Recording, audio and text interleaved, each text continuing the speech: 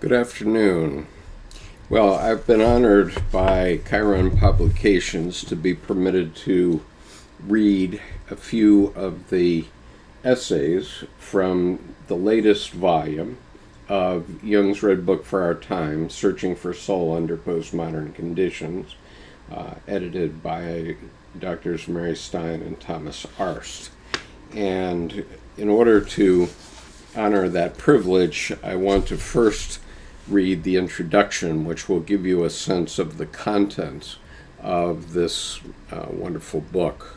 I'm going to write a critique of the book later on, probably in a week or two after I've read all the essays, or at least all the ones I'm going to use. But I thought I'd give you a sense of what I'm going to say. So this is my critique of the book.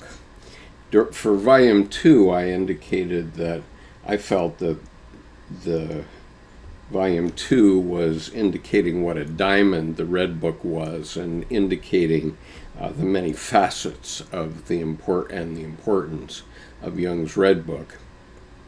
But today, I want to mention the distinction between two diamonds. So what comes to mind is the Hope Diamond and the Koh-i-Noor. God shines forth from the facets, not the pieces, the inspiration, not the deadened reality of the nihilist lost in modern cultural rules and regulations for life. And just experientially and from a story point of view, the Koh-i-Noor was the largest diamond ever found, and I think it was something like 156 carats. And unfortunately, I think it was Prince Albert. The Koh-i-Noor was grabbed by the British and taken to the crown jewels of Great Britain, and it was cut down, I think, by Prince Albert, and so its current size is something like 95 carats, and as I say, it's in the crown jewels, I suppose. And the Hope Diamond appears in the Museum of Natural History in Washington, D.C., where I've seen it on one occasion. But the Hope Diamond is beautifully cut. It hasn't been cut in half, as the British did. And I think that's an important concept, along with my concept of wearing my purple shirt. We need to pull life together, not divide it up. And so this series of volumes, now Volume 3, has 50 essays by Jungian analysts that each show a different facet of the Red Book, and it's really an impressive collection. And I urge you to take a look at this book, Jung's Red Book for Our Time, Searching for Soul Under Postmodern Conditions, edited by Mary Stein and Thomas Arst. Volume 3, I'm now told that there may be a Volume 4 and a Volume 5. So we're moving along in this series, and it's an incredible series. So, Volume 3 for Mel and Dub. So, good evening, Gray. So, reading from this introduction. Introduction by Mary Stein and Thomas Arst. It has again been an astonishing experience to see how powerfully Jung's Red Book has excited the imagination of our invited authors. Each of their essays challenges readers to expand and deepen our thinking about this unique work, and does so with the same qualities of individuality and brilliance that we saw in the first two volumes of the series, Jung's Red Book for Our Time, Searching for Soul Under Postmodern Conditions. And just to interrupt for a moment, yesterday we were having sound problems on the recording, so if any of you are having difficulty with sound or seeing this video, please do let me know so we can try to make corrections. It should be okay. I did fix something last night, so I hope it's all right. Okay, going on.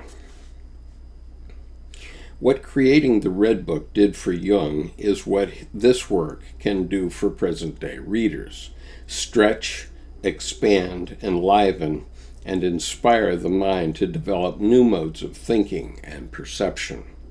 It is not just our thoughts, mental contents, that are challenged, but also our way of thinking, mental process. The Red Book, when taken seriously and read deeply, has an enlivening effect. It frees the mind from old habitual tracks and patterns, breaks the spirit free to adventure into new territory, and releases a flow of creativity. The result can be the creation of a new master narrative for the individual and for postmodern culture, something so desperately lacking today, as French philosopher and sociologist Jean-François Lyotard has convincingly diagnosed as the state of affairs in our age of postmodernity. In this third volume of the series, we encounter 18 new essays that pick up on one or more of the many facets of Jung's groundbreaking work and extend them into greater intelligibility. Each essay is unique, and yet all of them converge on the themes that we are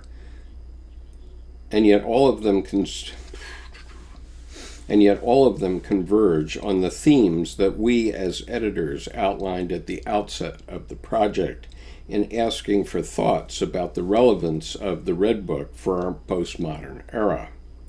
In a letter to the prospective authors, we asked them to consider the following questions. Quote, can Jung's Red Book help us to navigate meaningfully through the rough waters we find ourselves in today, individually, professionally, politically, and culturally? Consider the spirit of this time, today. How can the spirit of the depths be found in a way that is meaningful in our contemporary world? Does the Red Book help us possibly to formulate a new worldview and God image that can sustain people in the present crisis the world finds itself in? Unquote. In the present volume, each of the authors addresses one or more of these pivotal questions. The result, again, is a set of original contributions to our ongoing reflection on the value of the Red Book for our times. The volume opens with an essay by Murray Stein, who proposes that Jung's Red Book is a new link in the Aurea Catena, the golden chain, of imaginative literature, extending from ancient narratives such as the Epic of Gilgamesh to modern and postmodern times. He asks the question, what is the Red Book for analytical psychology? And answers that it is not merely another addition to the shelf of works by C.G. Jung and to the library of thousands of works created by the successive generations of contributors to the field. It is unique in that it is prophetic, in the sense of the biblical prophets who speak for the spirit of the deity. This does not confer sacrality upon the Red Book, such as believers have projected upon other sacred writings, but it does challenge the reader to catch a glimpse of the spirit that motivated the creation of the field of analytical psychology and continues to sustain it.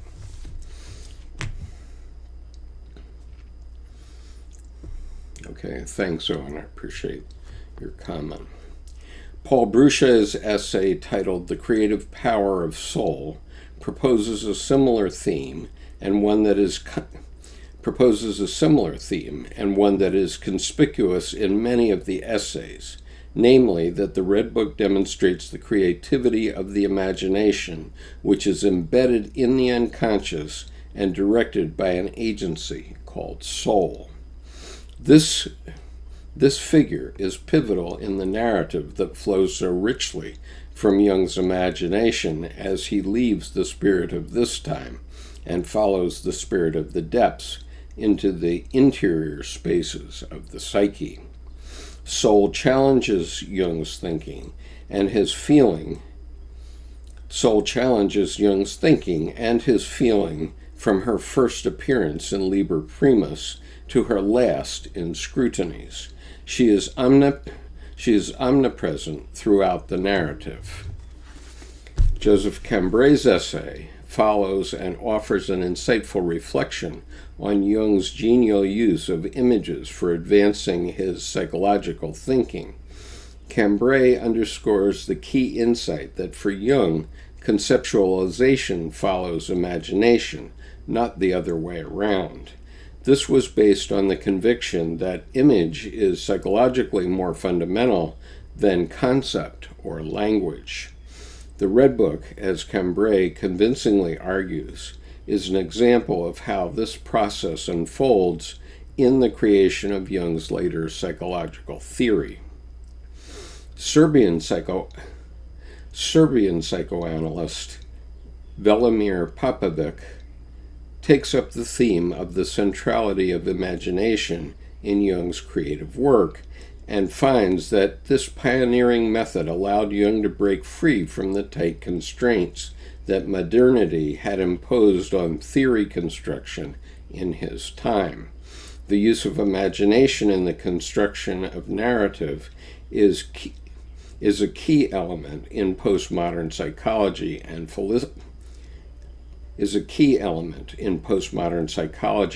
philosophy as Popovich shows, and this turn in postmodernity thereby renders Jung's work exceptionally suitable for our times. Popovich finds that Jung uncannily anticipated this postmodern turn of thinking in his Red Book. In the essay that follows, Popovich's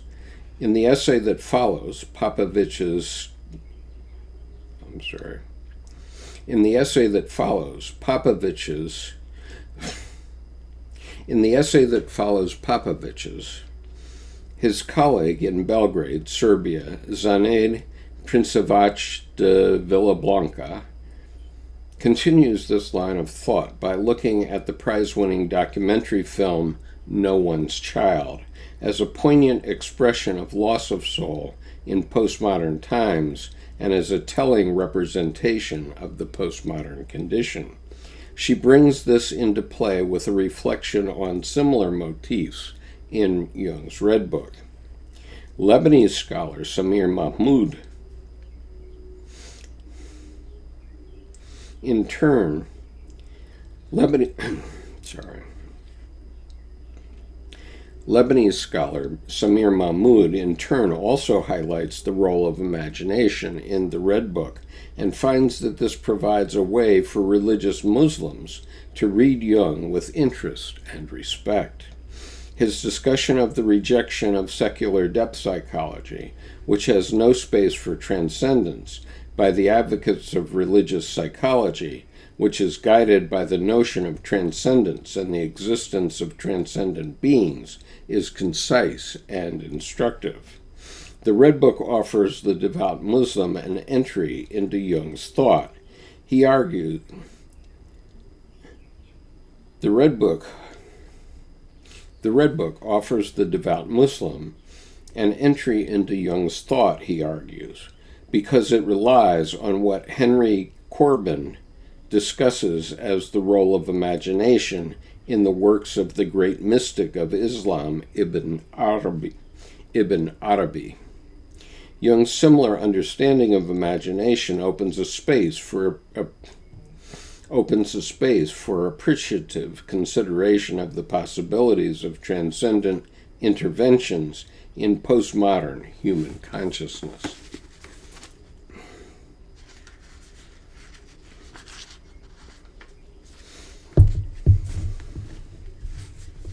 In the next chapter, Japanese psychoanalyst Toshio Kawai brings his refined Japanese sensibility into play as he reflects on the Red Book as a chapter in Jung's personal individuation process and on the possibility of Jung's display of imagination to dismantle that barrier.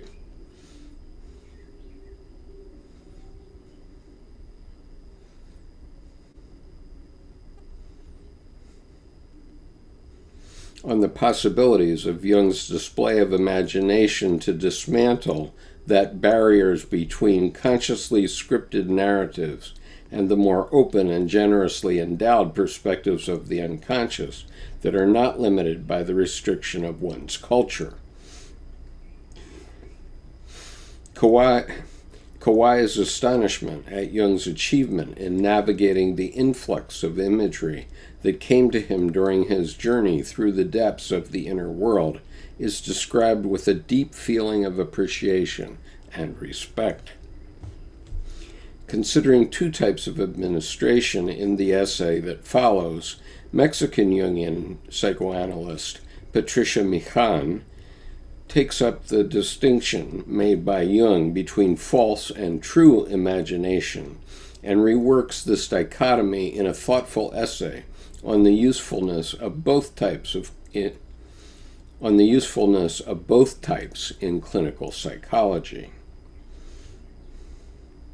Having worked extensively with Mesoamerican and particularly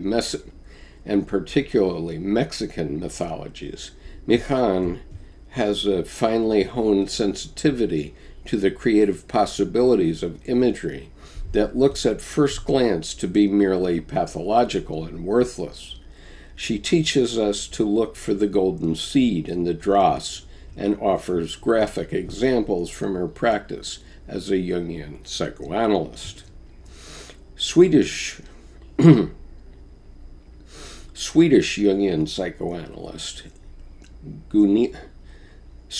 Jungian psychoanalyst Gunilla Midbo picks up on a similar theme and develops the issue of shadow integration in the Red Book and in Norse mythology, using as a backdrop her own childhood experiences in Norway and Sweden. The Japanese psychoanalyst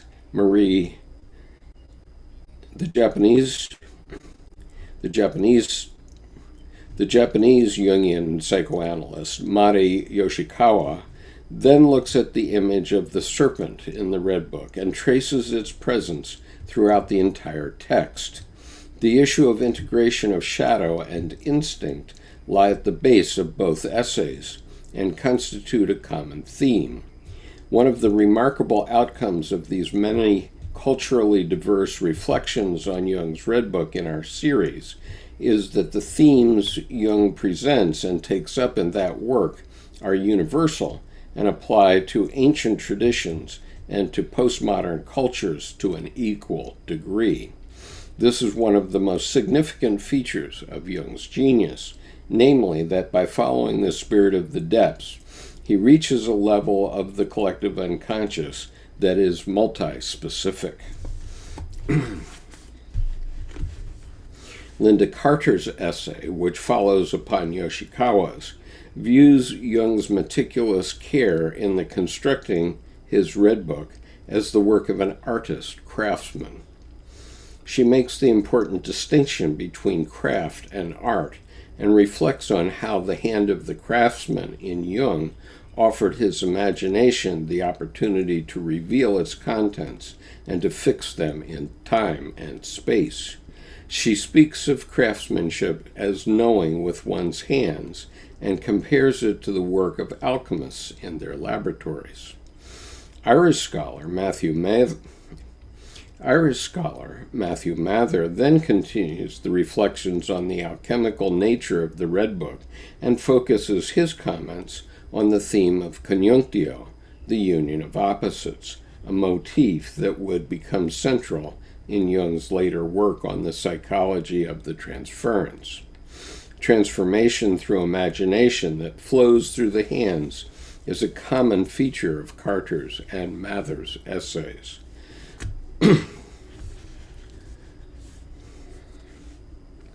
Japanese Jungian psychoanalyst Megumi Yama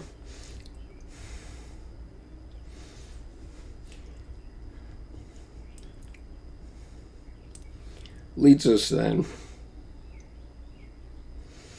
I'm sorry, when you see me get emotional like this, and this will be cut out of the final video, so this is only for those of you who are interested in the behind-the-scenes aspect of my process here.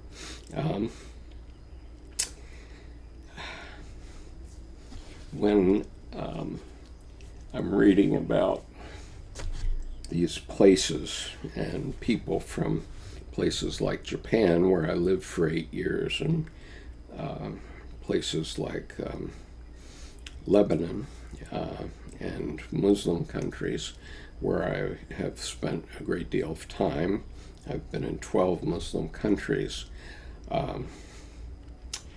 They have what we would call neurolinguistic programming hooks, or anchors to a lot of my life's history. And so often a lot of these things come back up on me as I'm reading, and I apologize for that. Okay, I'm on page 9. I'm reading from Jung's Red Book for Our Time, Searching for Soul Under Postmodern Conditions. Murray Stein and Thomas Arst as editors. This is volume 3, which has just been published in the last couple of weeks.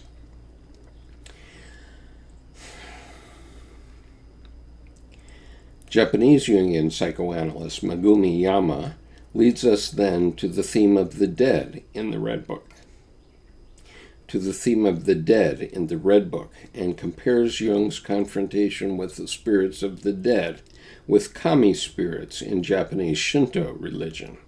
Following upon Yama's touching portrayal of Japanese religion and culture, the notion of invisible spirits inhabiting the material world and having distinct effects on the lives of humans is taken up in a creative way by Annapolis, by Anna Malishevich in her remarkable exploration of the presence of the trickster in the postmodern business world, especially in startup enterprises. The presence of the unconscious and its energies is not limited to religious rite and ritual, but is equally manifest in the most secular of all domains, the world of business. The Red Book argues the same in its insistence that the spirit of the depths underlies and influences the spirit of the times, whatever it might be or wherever it might go. Just check how we're doing here. Okay. Thank you for joining me for this reading. I'm on page 9. The famous psychiatric case of Daniel Paul Schreiber catches the perspicacious eye of Chicago-based George Hoganson. Jung's appreciation of Schreiber's delusions and fantasies as prophetic and as having prospective value and indeed spiritual significance for Schreiber, as he claimed in court when he argued for his release from the asylum, follows from Jung's understanding of the creative nature of the unconscious and its forward-looking perspective. This induced Jung to revalue the works of the imagination and to see imagination as a primary creative energy, and to see the imagination as a primary creative agency within the psyche. Paradoxically, Schreiber was a forerunner of the experimental work that Jung engaged in when undertaking his form of active imagination and creating the material that would go into his Red Book. French Jungian scholar Christine Maillard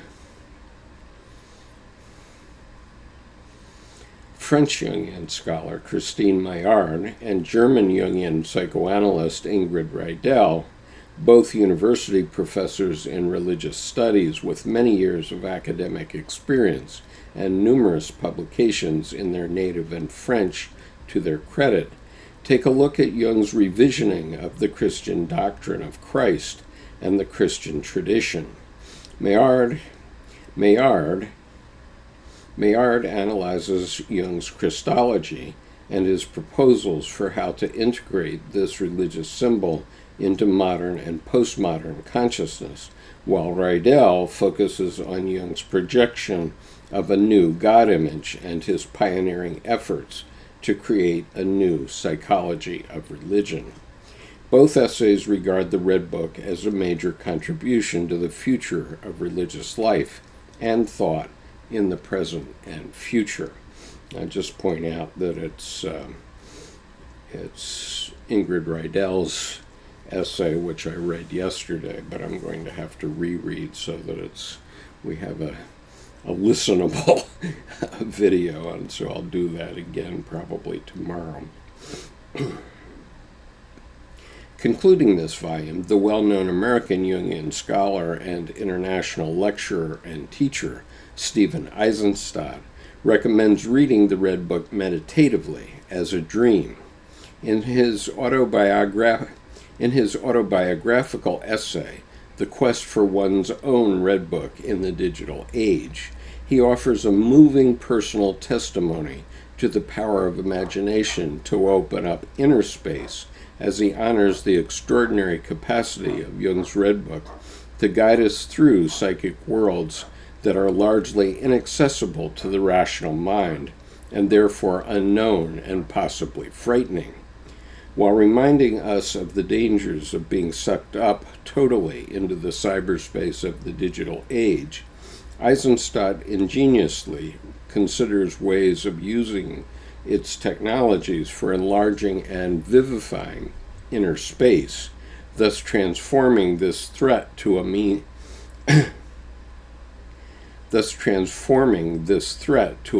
for psychic enrichment. For this purpose, he finds the Red Book to be a precious resource for facing the unsettling, unique challenges of these postmodern times with courage and creativity.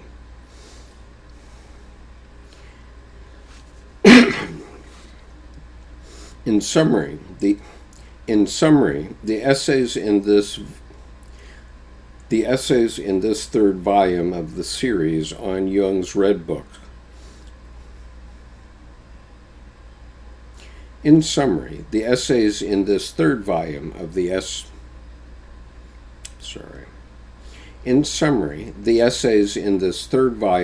series on Jung's Red Book's relevance for our postmodern time again offer many angles of vision and point to a variety of directions for further reflection on this remarkable work that we are beginning to recognize as a new link in the Aurea Catena, extending far back into ancient times and suggesting new possibilities for meaning in the present and future. Okay, so I've been reading from the introduction to Jung's Red Book for Our Time, Searching for Soul Under Postmodern Conditions, edited by Murray Stein and Thomas Arst, Volume 3, and I look forward to any of your comments on it. If you have any thoughts right now, you're welcome to put them on the chat. They will undoubtedly be cut out of the final version of this video, which I'll edit in the next few days. But this is the behind-the-scenes, uncut, all of Skip's reading flubs included version of this reading. So thank you for joining me today, and I will see you probably tomorrow morning, is what I guess. And so thank you for today. And I guess I forgot to put onto the chat the Zoom link, but I think you can join me tomorrow on the Zoom link if you choose to. This is entirely your call, but if you choose to, I probably will try to start at either 10 or 11 tomorrow morning. I will consider that time. Let's say I'll start at 11 tomorrow, and by that time it starts to get pretty warm here in Annapolis, so I won't be out walking with my wife. So I hope to see you then. And Sean says, do you think this is true? Anything in this world that you believe is good and valuable and worth striving for can hurt you. Yes, I surely do believe that that's true. So we always have to consider the consequences of what we are doing. And I think that karma is real. In my experience in life, I can assure you that karma is quite real. And as a matter of fact, it's mentioned in the book of Revelation. Maybe I can give it to you here just for grins. Let's see. Since the book of Revelation is easy to find, since it's at the end of the Bible, and of course the pages are sticking together at the moment, but let me see if I can get to the section I want. Okay, so I'm reading from the Jerusalem Bible, Reader's Edition, and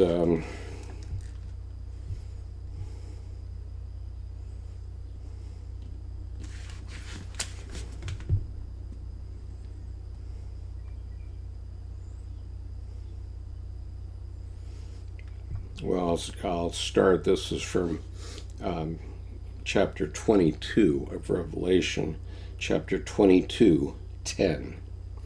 This too he said to me, do not keep the prophecies in this book a secret, because the time is close.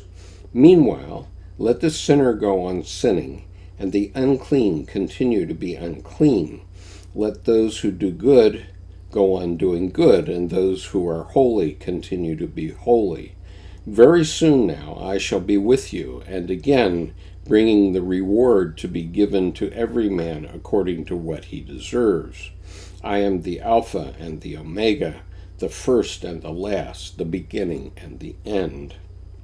Happy are those who will have washed their robes clean, so that they will have the right to feed on the tree of life and can come through the gates into the city.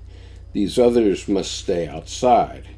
Dogs, fortune-tellers, and fornicators, and murderers, and idolaters, and everyone of false speech and false life. I, Jesus, have sent my angel to make these revelations to you for the sake of the churches. I am of David's line, the root of David, and the bright star of the morning. The Spirit and the Bible say, come, let everyone who listens answer. Come, then let all who are thirsty come. All who want it may have the water of life and have it free. This is my solemn warning to all who hear the prophecies of this book.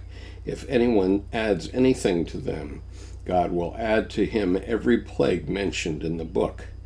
If anyone cuts anything out of the prophecies of this book, God will cut off his share of the tree of life and of the holy city which are described in the book. The one who guarantees these revelations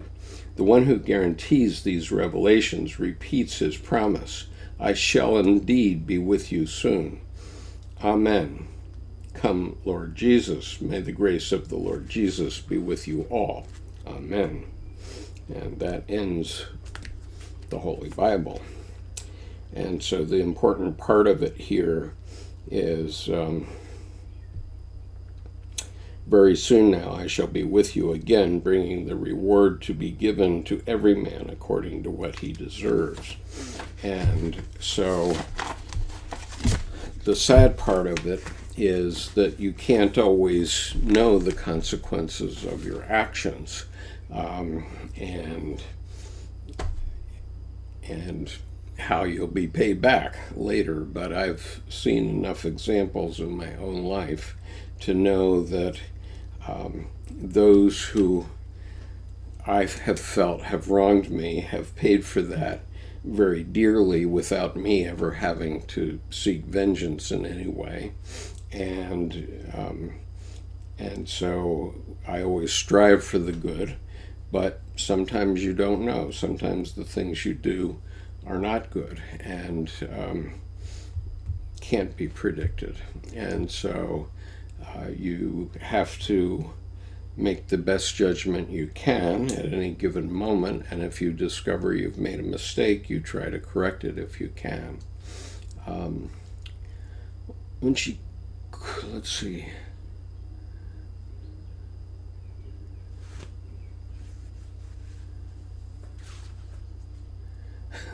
Thank you, Unchiklin. Thanks for the reading. Sugar Roads in the United States of Humanity. Hello. Unchi-kun says, I had a vision of a second consciousness, and then I was awoken by a dream inside a dream. That's quite possible. I'm sure that's possible. It may have happened to me. And Sean says, I'll be damned. Okay. And Sugar Road says, you too, huh? Yep. And, okay. So, and welcome, United States of Humanity. So, tomorrow, I will read again from this book, probably at 11 a.m., in case you have interest in that. But I'm going to terminate this session because I need to edit it at some point. So, thank you so much. And unfortunately, the chat will not appear in the edited version because that's just the way YouTube does it. If you edit a video, it cuts off the chat. But anyway, that's the way we do it. And so I look forward to seeing you tomorrow. Bye-bye.